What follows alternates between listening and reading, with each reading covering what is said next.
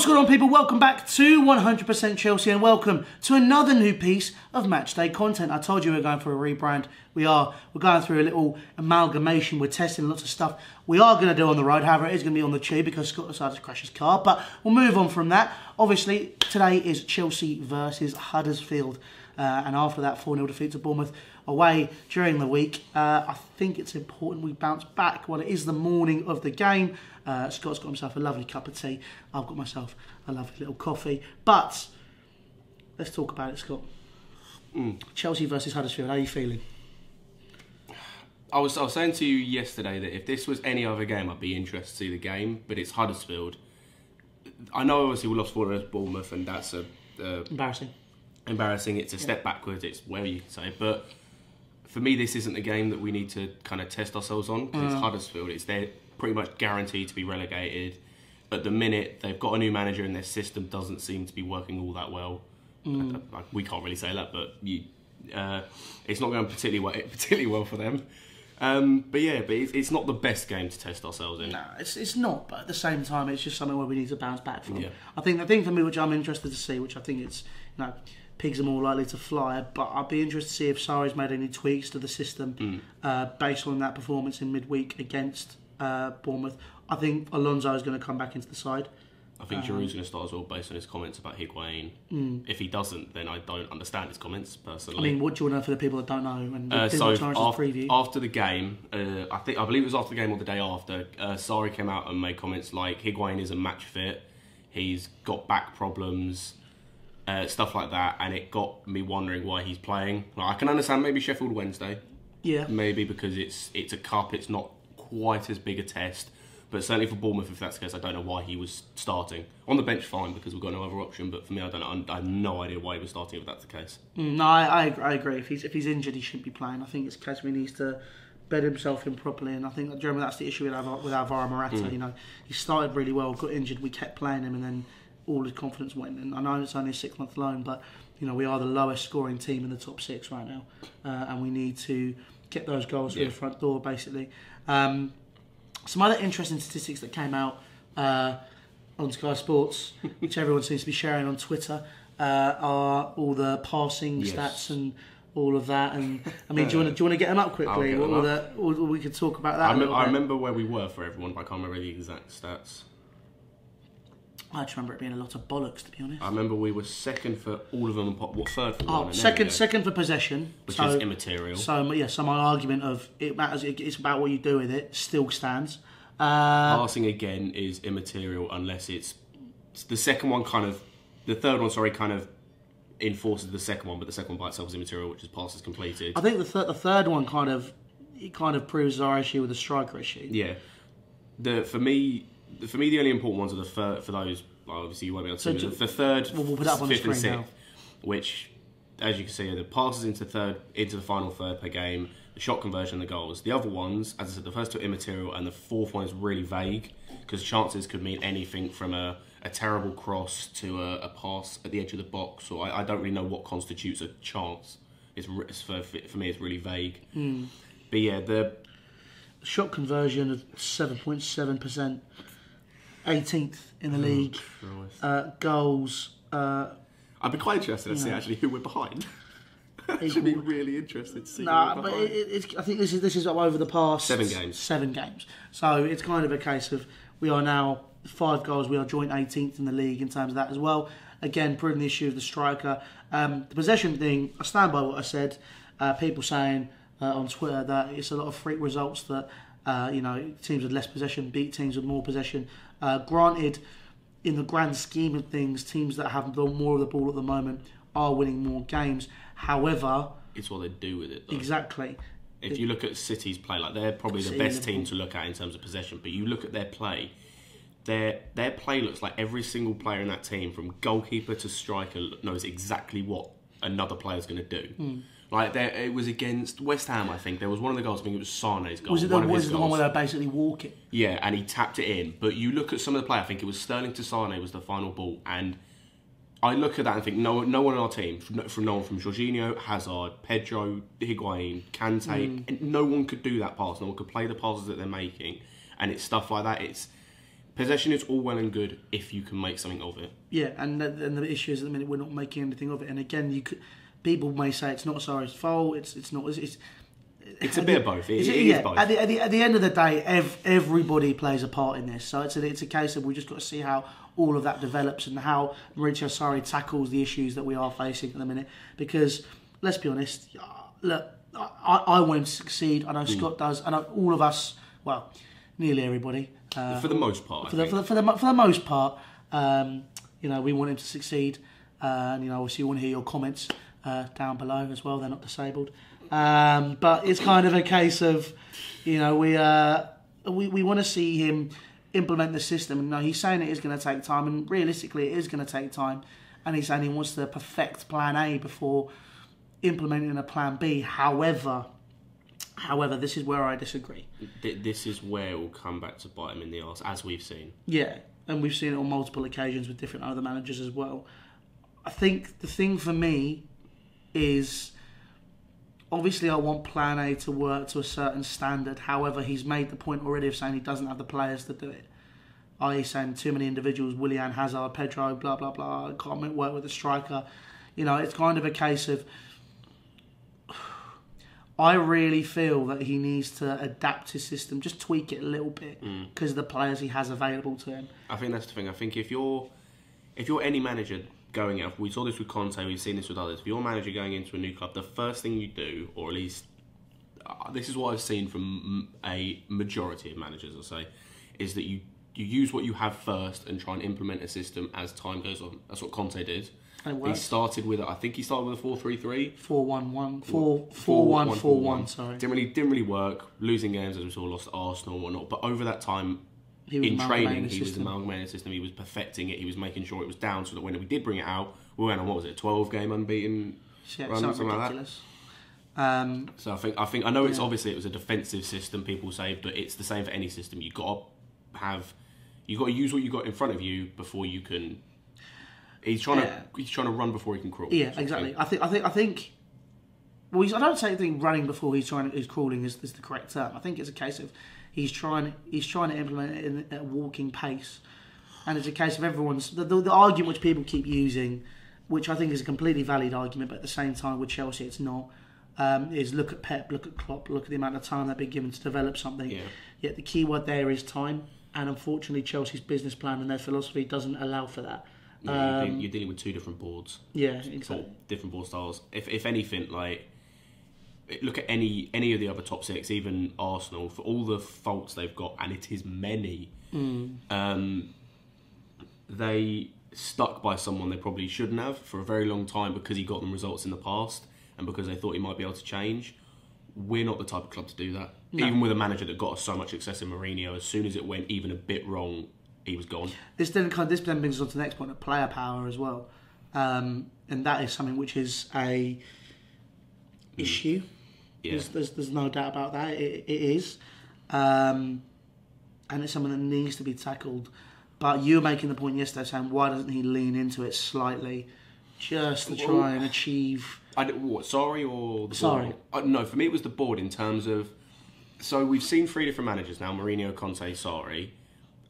Obviously, I don't know behind the scenes whether the players wanted Sarri or not or whatever. Apparently they did. But my argument to a point is give the players the power in terms of who becomes the next manager. Because if you do that and you make it clear to the fans you've done that and it goes wrong, they've got no one to blame but themselves. There is no blame that can be put on anyone else but themselves because they've asked for this person. But at the same time, players come, players go. I think it's kind of a case of... look, but this way, I didn't have an issue with player power when it was Cech, Terry, Lampard, Drogba, Ashley Cole. But I think their attitude was different and they had their head was screwed on correctly. Yeah, I mean for the most part. For the most part, most of their head was screwed on. For footballing reasons. Yeah, footballing reasons, their head was screwed on. But, I mean, Ashley, mate, I don't know what happened with Cheryl Cole, but she was the nation's sweetheart. What happened there? But, look, it's your life, whatever. But I think the realistic thing is we've got to realise that, these players either need to start being slowly shipped out and sort of saying, look, thank you very much for everything you've done for us, but you know you can't be doing that. Yeah. Or the ball needs to come into that training room and go, right, this is the situation, this is who you got. You either work for him or you give me a transfer request and I'll ship you out. I was thinking about this yesterday because I was thinking about player power and we talked about it being on our group chat about Hazard and whatnot. And I was thinking about this yesterday and I want to know what you were thinking. I want to explain myself before everyone goes in the comments with my original comment. Yeah, go on him. Part of me thinks we should sell Hazard. Yes. Let me explain. Because I made the point yesterday to Shari and a couple of others that he reminds me a lot of Suarez at Liverpool. Granted, he hasn't done anything like the racism or the biting, but in terms of the fact that you can see he's got the talent, you can see that he is immensely talented, but every so often, same with Suarez with the biting, the racism, every so often he ruins it by in Hazard's case, not putting that effort in, or make it like there are talks of him being difficult to work with, or there are talks of him having problems with managers. Like he said that he infuriates every manager he's had, or that he infuriates he'll infuriate the next manager. That's where I think it reminds me slightly in terms of, obviously he's not as bad as I said, there's no racism, there's no biting, there's none of that, but in terms of he has everything to succeed, but there seems to be something there that it doesn't always, maybe that's why he's not consistent, or maybe do you get what I mean? Yeah, kind of. No, not really, I don't get the comparison. I mean, I only say that because that's the first person I can think of that had the talent. My basic point is that if you have the talent, but there's something always there holding you back, or there's something always there that means you can't always use it to your fullest. Yeah. And it's not. It doesn't seem to be. Some players they just can't do it all the time. How would you consider getting the best out of Eden Hazard? Would it be at this point? I don't know. Well, I honestly don't know. He doesn't track back. That's not for me. We've had this discussion that's been the case for years, but I don't know. At this point, I honestly don't know. Leave your thoughts down in the comments section below. But we are kind of on a tangent. This is supposed to be analysing the game coming up, not everything. Yeah. But if we look into it, Chelsea vs Huddersfield, you've already said new manager coming in for them, new style. Obviously, it's not exactly the best time to play a team when they have a new manager coming in for the same token. What's your 11 for today? What would you feel, considering that Antonio Rudiger is now injured as well? He's injured. I know what it's going to be, but I know what I would want. For me, it'll be pretty much, I think, the same that played Bournemouth, as much as people might not. But the change I can see is I feel like Barkley... Oh, actually, no, Loftus-Cheek. Probably Loftus-Cheek, I think, instead of Kovacic. And midfield, the rest are the same. For me, I think it'll be the three that came in against Bournemouth starting.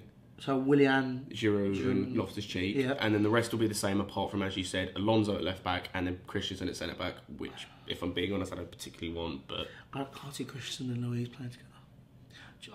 I'd be really... I want Ampadu to play. I really do. But I've got a funny feeling he might. What, play Ampadu with Luiz? Or play Christensen with Luiz? I've got a funny feeling about Ampadu. I don't know what it is. Imagine if Gary Cahill comes into the side. I'm not going to say anything. Just imagine if he did. I mean, fair play if he does. No, I'm not going to say anything. Danny anything. Drinkwater comes into the midfield as well. Oh, God. I mean, Cahill hasn't started since November. Was it the Derby game? I think it might have been. And Danny Drinkwater hasn't played since the Charity Shield.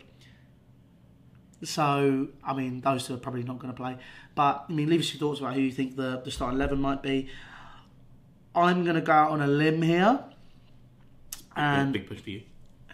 Yeah, whatever, mate.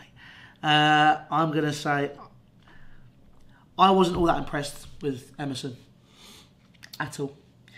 And I think in terms of rotation, I reckon he'll bring Alonso back in. As much as many people may say that is horrible, I can't believe you're saying that. Alonso seems to be able to tackle a bit better. And for me, it's just a case of now if I was in Sarri's position, I just look at implementing the system slowly behind the scenes and using what I have. And to be honest, Marcus Alonso and Emerson, that whole debate. Look, Emerson, I feel is a better option, but based on the performance I saw against Bournemouth, you know, if you're going to go through a 4-0 loss, you've got to look at where the big problems were. The big problems were at fullback. And Dave's had a big issue as well. I will make the argument I think it was the two centre-backs. Oh, no, the back line, just in general. Yeah, was, but I think that's an obvious thing. The thing I noticed, and I only noticed it after rewatching the goals and kind of looking back at it through, that the two centre-backs were so wide. Yeah. Like, that's some basic stuff you're told to stick, not too close obviously, but stick relatively close to your centre-back partner. And it was honestly wider than a prostitute's legs. Okay, yeah. Well, I mean, you've coming out with a few quotes recently. Sarriball and Kim Kardashian, that one was interesting. Dom talking about his under-8s playing better than Chelsea. That's another interesting one. But, I mean, look, my personal 11, if I was picking it, I'd switch it up a bit. I'd go, because I'd use what we have, and I'd go 4-2-3-1. Obviously, he's not going to do that, but if it was my choice. Kepa. Yep. Emerson. Again, left backs, well, full back is just somewhere we need to look at anyway.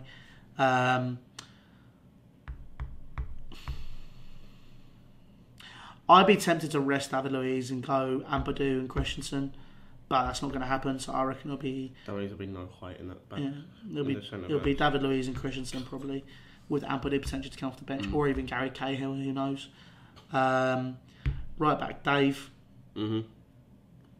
Actually, I don't know what other options we've got. Right back. Is it only Zappacosta? Zappacosta, no. I'm just trying to brainstorm because I'm thinking, why don't I put Dave in at centre half? Because I think he's lost his legs at right back. He could be the best centre back in the world. He's playing at right back. I mean, Aspilicueta is going to go at right back for now. My two DMs would be Jorginho and Kante. Jorginho then has the we can play the short balls, do whatever he needs to do, implement it to someone in Loftus-Cheek who can drive forward, give it to Kante and who's got a defensive partner for him. Hazard on the left, Hudson-Odoi on the right, Higuain up top if he's fit. If he's not fit, Giroud. Would Hudson-Odoi play today? If he doesn't, I would. If I was him, I would just give up. I'd be like, you know what, fuck this. The one thing I'm impressed, I've said this a bit, is that he is not down tools in terms of he's still training. In terms of he's still training, he's still fighting for his place, he's still wanting to play. Like, you look at what the Snake did in the summer. He basically refused to train. Yeah, him. Yeah. He refused to train, refused to play until he got his move. And at least Hudson-Odoi, he has put in the transfer request, but he still is training, is playing when he gets the opportunity, obviously. And he still looks like, obviously now the transfer is closed, but he's still looking like he wants to play, despite the transfer request. Yeah. Yeah, I think I'd start him personally. I think I've said what I'd go for, but I think what he'll go for is Kepa or same back line. Jorginho, bar Rudiger, obviously. Jorginho sitting, Kante. I reckon he'll play Barkley. It's just Hazard, Willian, Giroud. I think, or he might go back to false 9 again. If he goes back to false 9, I give up. I genuinely give up. To be honest, look, I'm not putting it on him in terms of the way we're playing. Well, I am semi, but at the same time, he does not have the tools. No. And but you look at the squad in this case, we don't have the depth. We've got a good squad. I mean, when we sit there and Terry loves to say, when I say we don't have a squad, he starts laughing, say you're taking the piss. In comparison to the rest of the top 6, us and Tottenham, maybe even Arsenal, I think they've got better ones. They've got better squads, but I think we're all in the conversation for who's got the worst squad. Because in terms of depth, in terms of the quality we have in depth, Barkley was a signing in terms of it was very low risk. He was basically 8 million. 8 million went to his agent. More than 30 million. No, it was 15. Was it? Oh, was it? So I think we basically paid 8 million for Ross Barkley, and then 8 million went to his agent. Giroud, again, very low risk, 32-year-old centre forward. Higuain, low risk, 31-year-old centre forward. That's the problem, though. There is no risk. This was what I was going to say. My other point in terms of Hazard was the fact that I'd say sell him if I knew our board could find a suitable replacement, but they can't. We'd sell Hazard and then end up getting someone like, I don't know, Lamella. I think it's kind of a case of Hazard. I've been sitting here waiting for him to leave. Not as in like, thank God he's going to go. Yeah, but I've been waiting for him to go. It's almost an inevitability at this point that he's going to go at some point. It's a case of when, not. Yeah, but it's a case of, I think it would be a Gareth Bale scenario where we'd spend it on a lot of players and try and rejuvenate the squad, and it wouldn't necessarily be a bad thing.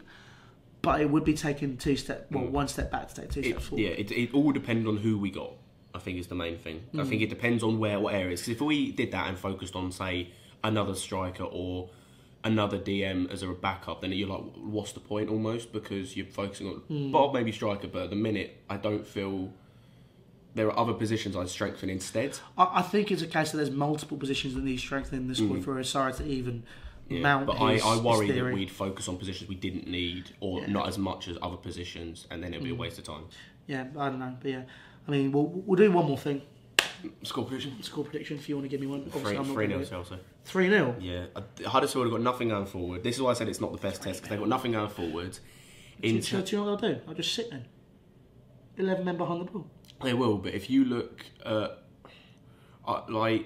if you look at them in certain positions, they're like, yes, I think their centre back Jorgensen got man of the match in their last game. I think I could be wrong. Jorgensen.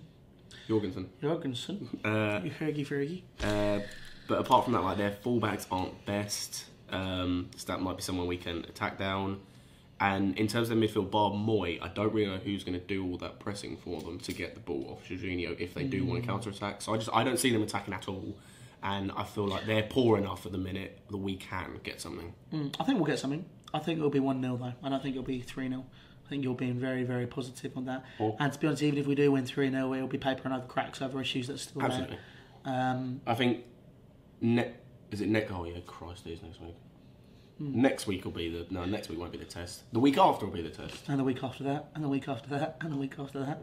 It's City next after this. It's like trying to test ourselves against City. City in the league, United in the cup. That'll be the test. There we go. City in the league, Malmo away, United in the cup, Malmo at home.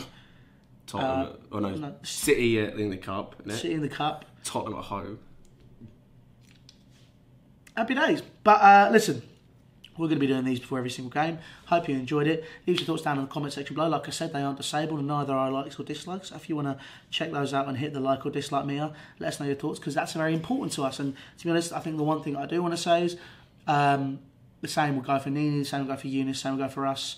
And obviously, Sadiq as well at Worldwide Chelsea, and Alex at the byline. Like, obviously, there's loads of Chelsea fan accounts on here now. And obviously, we're not naming the other one because we're kind of digging them out a little bit.